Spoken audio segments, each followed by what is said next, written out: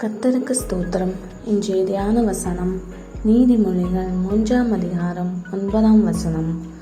உன் பொருளினாலும் உன் எல்லா விளைவின் முதற்பலினாலும் கர்த்தரை கனம் பண்ண.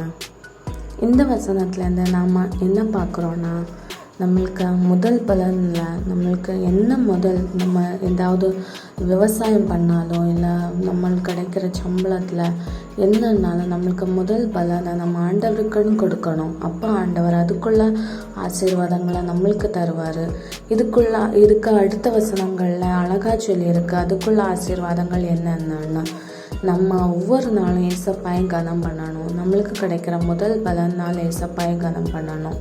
நம்மளுக்கு தசம பாகம் எல்லாம் கரெக்டாக ஏசப்பாவுக்கு நம்ம கொடுத்தா ஏசப்பா அதற்குள்ள ஆசீர்வாதத்தை நம்மளுக்கு தருவார்.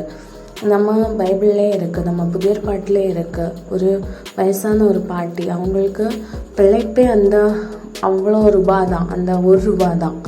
அந்த மொத்த காசையும் ஏசப்பாக்குன்னு கொடுத்தனால ஏசப்பா அந்த இடத்துல அந்த பாட்டியை மேன்மைப்படுத்தினார். அதே மாதிரி தான் நம்மளுக்கு கிடைக்கிற முதல் பலன் நம்மளுக்கு இவ்வளோ தான், இதுக்கு இந்த வாரம் நம்மளுக்கு இவ்வளோ தான், இதனால தான் நம்மளுக்கு வாழ்க்கையே ஓட போகுது, இதில் நம்மளுக்கு நம்ம என்னத்தை ஏசப்பாக்கு கொடுக்க அப்படி நம்ம பார்க்காம அதிலே நம்ம எடுத்து ஏசப்பாக்கு கொடுத்தா அதுக்குள்ள ஆசீர்வாதங்களை ஏசப்பா நம்மளுக்கு தந்து நம்மளை வழி நடத்துவார்.